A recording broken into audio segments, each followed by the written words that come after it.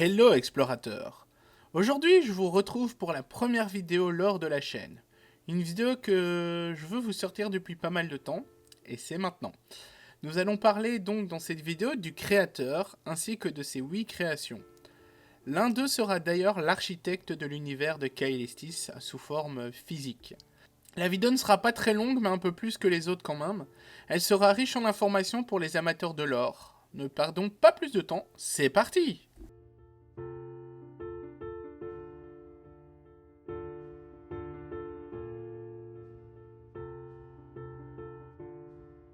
Bonjour à toi, explorateur de Kael'Estis. Plongeons enfin dans le lore de Kael'Estis, et quoi de mieux que de commencer par le commencement du commencement, là où le physique n'existait même pas encore. Nous allons donc parler avant tout de celui qui n'a pas réellement de nom, celui qu'on appelle le créateur qui pourrait être assimilé comme le père des 8 premiers-nés. Pour commencer, d'où vient-il? Il est tout simplement un enfant du vide et du néant, né pour les briser l'un l'autre, l'inexistence elle-même.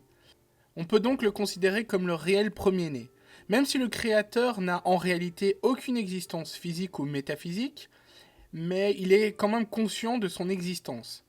Même si cette dernière reste une énergie invisible et presque imperceptible, il a la possibilité de se mouvoir dans ce vide et ce néant, mais sans réel objectif étant donné que c'est le vide et le néant.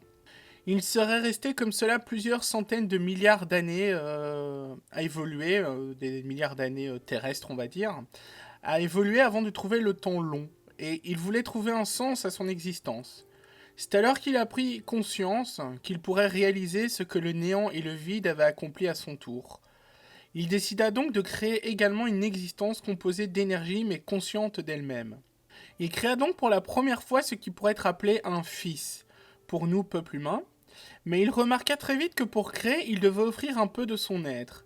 Il décida donc d'offrir sa solitude, qui le faisait tant souffrir, pour celui que l'on appellerait le premier de ses enfants, et donc le premier né, le premier réel né, on va dire, après lui.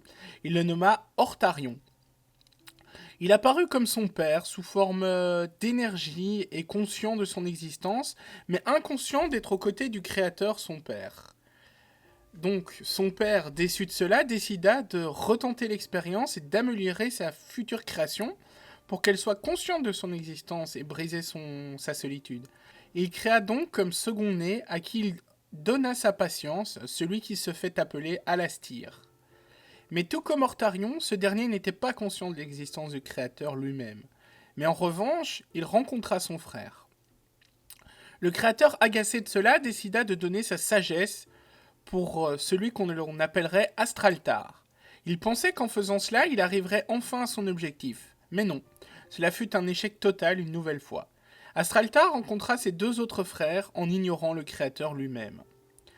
Le créateur décida donc de donner son amour et ses pensées à son quatrième fils en pensant que ce dernier ne pourrait ignorer son existence si ce dernier recevait l'amour de son père. Mais une nouvelle fois, c'était un échec. Mais un échec qui créa Mignatar, son quatrième fils. Une nouvelle fois déçu et à la fois content de ses créations, il décida d'à nouveau créer et offrit à cette dernière ce qui lui restait de douceur et de créativité. C'est alors qu'Isaltar fut créé et rencontra ses frères, tout en ignorant à son tour le créateur lui-même. Le créateur, dépourvu de sa sagesse, de sa patience, de son amour, de ses pensées, ainsi que de sa solitude, même si la présence de ses créations est un faux remède à sa solitude, il décide à nouveau de créer, mais cette fois, il décida d'y déverser toute sa jalousie, toujours plus grandissante à la vision de ses fils, ensemble, liés, ainsi que la méchanceté qui est apparue en lui. Nardralar fut à son tour créé. Mais encore et toujours avec le même résultat. Ses créations, ses fils ne sont pas conscients de son existence. Le créateur décida donc de créer quelque chose de nouveau. Il y déposa ce qui lui restait de douceur, ainsi que tout ce qu'il pouvait encore ressentir en son existence. Et celle que l'on appela Célestia fut créée. Elle était un peu différente de ses frères, celle qui sera définie comme l'équivalent d'une femme pour nous humains, et ses frères des hommes. C'est comme cela qu'Isaltar eut l'idée de créer ces êtres vivants leur permettant de vivre et de se reproduire. Le créateur redevenu vide et néant décida donc d'abandonner et d'oublier. Il fut oublié de toutes ses créations et s'oublia à son tour. son existence énergétique disparut, laissant ses créations seules. C'est à ce moment-là que ses enfants prirent conscience d'un manque, celle de la perte de leur créateur, leur père. C'est comme cela que prit fin l'existence du réel premier-né dans l'esprit de ses enfants. Mais son existence est un fait qu'ils ne peuvent ignorer même si inconnu pour eux. Maintenant, parlons un peu de ses créations, qui sont donc l'équivalent de ses enfants. Commençons par celui que vous connaissez le plus pour l'instant, Astraltar. Il est donc l'un des fils du Créateur, devenu ce que l'on pourrait appeler le compteur du monde. Il créa la ligne temporelle sous une simple forme mémorielle qu'il garda en lui avant même qu'il ait choisi une forme physique. Cette ligne temporelle deviendra les archives d'Astraltar par la suite, lorsque le monde physique fut créé. C'est lui-même, avec l'accord d'Isaltar, qu'il planta les graines dans le monde des vivants pour que l'écriture soit inventée. Les archives pour lui ne sont en réalité qu'une passion, une façon de passer le temps tout en regardant le monde que son frère a créé se développer. C'est un homme sage et fier à la fois de son frère, restant toutefois assez discret. Nous avons parlé d'Isaltar, continuons donc avec ce dernier. C'est comme vous le savez, lui le créatif, celui qui décida de créer comme l'avait fait son père, le créateur avant lui, mais à plus grande échelle cette fois. Il créa Kaelestis, et tout comme son père, il dut y mettre une partie de lui. Il y plaça son cœur, celui même qui ferait battre le cœur de Kaelestis elle-même. Kaelestis qu'il nomma en hommage à sa sœur, Celestia, pour qui il ressentait plus qu'un amour fraternel. Aruna fut ensuite créé, le soleil de Kaelestis, et Zanaya sa lune. Le fait de créer était tellement fort et le poussait toujours plus loin. Il créa les étoiles pour éliminer le ciel de Kaelestis, mais ne s'arrêtait pas là. Il laissa Kaelestis évoluer de son propre chef pour créer d'autres choses pour lesquelles il serait aussi fier qu'il l'était de Kaelestis. Du moins, c'était son plan, qui fut mis en péril lorsque son frère Nardralar s'en mêla. Mais au fond de lui, Isaltar était sans arrêt rappelé auprès de Kaelestis. Son cœur ne pouvait faire autrement. Il était lié et il se complétait. Parlons maintenant un peu de Nardralar. Comme dit précédemment, il tenta d'interférer dans les créations de son frère Isaltar. Voyant son frère épanoui et heureux, une jalousie le prit du plus profond de son esprit et il décida de créer à son tour. De planter sur Kaelestis des graines qui avaient pour seul but de gangréner ce monde que son frère venait de créer. Une guerre entre Isaltar et Nardralar faisait rage, mais dans le silence. Ils étaient tous deux conscients que l'un l'autre se menait une guerre sur Kaelestis en semant le chaos pour l'un, tandis que, pour le second, il tentait d'équilibrer ce monde sans pour autant y intervenir directement lui-même. Ce qui forgea l'univers de Kaelestis que nous connaissons aujourd'hui. Beaucoup de formes de vie viennent directement de l'esprit d'Isaltar lui-même, mais certaines d'entre elles ont été créées dans le seul but de semer le chaos et gangréner Kaelestis de l'intérieur. Nous allons maintenant parler de Celestia, la sœur de la fratrie, celle qui semble douce et gentille et fragile en apparence, mais qui au fond d'elle cache un second visage, celui d'une séductrice manipulatrice. Elle n'hésite pas à séduire ses propres frères et les mener à l'inceste pour accomplir son propre destin, qui n'est connu que d'elle-même, lorsque ces derniers prennent forme physique. Pour elle, rien n'a d'importance, hormis sa propre existence. Son destin l'amènera à manipuler les personnes les plus influentes dans le monde de Kaelestis, pour son propre plaisir. Et de grandes guerres éclatèrent avec pour seul but la divertir. Le sang des êtres qui lui semblent inférieurs lui procure un plaisir qu'elle ne connaît que par ce moyen. Maintenant, parlons d'Alastir.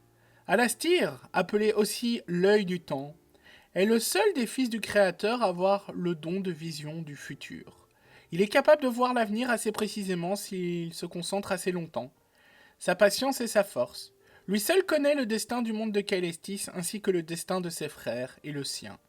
Mais comme il a pu le remarquer à plusieurs reprises, chaque être vivant a la possibilité d'influencer l'avenir par des actions inattendues, que même lui n'a pas discerné, et donc défigurer le futur qu'Alastir avait pu percevoir. Il reste toutefois discret sur ses visions du futur. Il ne tient pas à intervenir dans ce dernier. Il ne veut pas prendre la responsabilité de changer le futur, que ce soit en bien ou en mal. Spectateur discret du temps, il est toutefois celui auprès de qui tous se confient. Il écoute en silence, patiemment, tout en étant compatissant. Parlons maintenant de l'un des deux derniers fils du Créateur, Mignatar, assez discret et réservé. Il aime s'isoler, se perdre dans son propre esprit et réfléchir. Des réflexions qui peuvent prendre plusieurs centaines d'années pour un être vivant. Pour lui, le temps n'est qu'une donnée parmi tant d'autres. Il aime durant ses réflexions s'imaginer comme un être vivant sur Kael Estis, vivant sa vie de mortel, inconscient de la présence d'esprit au-dessus de lui. L'amour qu'il porte dans son cœur l'emmène souvent à espionner les amants sur Kael Estis, voir leur amour naître et parfois se faner. Il aimerait les aider, car pour lui l'amour est la seule chose qui compte. Il lui est arrivé d'intervenir plusieurs fois en secret. Mais cela reste dangereux, car le futur se voit changer et parfois un amour fané peut en voir naître un second encore plus fort et pur. Miniatar est un rêveur idéaliste et il est le seul à ne pas se soumettre aux désirs de Célestia. Ses manipulations et sa séduction n'ont pas d'effet sur lui. L'amour pur est le seul imaginable pour lui, et les fourberies de Célestia ne peuvent pas l'atteindre. Mais malgré les tentatives de cette dernière pour le corrompre, il aime sa sœur d'un amour sincère et surtout fraternel. Hortarion, parlons de lui. Sans doute le frère le plus discret et celui qui intervient le moins dans le monde de Kael Estis. Il se plaît seul à regarder le monde évoluer face à lui. Il est toujours présent pour soutenir ses frères, mais n'intervient jamais de lui-même et ne se met jamais en avant. Si ses frères l'ignoraient, ce n'est pas lui qui aurait pu revenir vers eux. La solitude que le Créateur lui a offert est vue comme une malédiction par sa fratrie. Mais lui se plaît comme cela et se sent heureux face à lui-même. Il n'y a que très peu de choses à dire sur lui, du fait de son isolement. Voici pour les créations du Créateur, ses fils. Nous avons parlé d'eux globalement, mais il y a énormément de choses à dire sur eux. Mais nous y reviendrons par la suite, surtout que beaucoup d'entre eux interviendront dans l'univers de Kael Estis, que ce soit en bien ou en mal, pour de petits ou de grands changements. Je peux juste vous dire une dernière chose sur eux. Une fois que le monde physique est apparu, certains d'entre eux décidèrent de prendre forme physique pour se mêler à la population présente sur Kael Estis par moment. Certains prennent plusieurs formes selon leurs envies et le peuple qu'ils visitent, ou même encore des formes animales.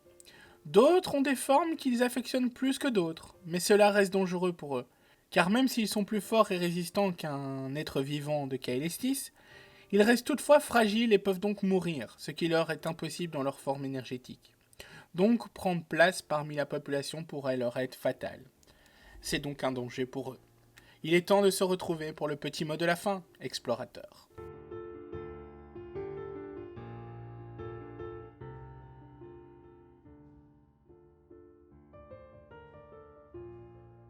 Nous voilà pour le mot de la fin, explorateur. Aujourd'hui, je vous en ai dit pas mal sur le créateur et ses fils, sur les prémices de l'univers de Kael Estis, celui-là même que nous explorerons ensemble dans la suite des vidéos. Et également dans les écrits, etc. Tout ce qui se rapporte à l'univers. J'espère que la vidéo vous a plu et a ouvert votre imagination et vous donne envie de connaître la suite. N'hésitez pas à poser des questions dans les commentaires si vous en avez. J'essaierai d'y répondre dans la mesure du possible, sans spoil pour la suite bien entendu, comme d'habitude, vous connaissez la chanson. Vous pouvez également vous abonner et activer la petite cloche pour être averti des prochaines vidéos, et le meilleur soutien que vous pouvez m'apporter, c'est de partager la chaîne autour de vous. C'est grâce à cela que la chaîne pourra grandir et que nous pourrons réaliser des projets autour de Kael Estis tous ensemble. Donc c'est parti pour le partage. Explorateurs, je vous dis à bientôt pour votre prochaine exploration.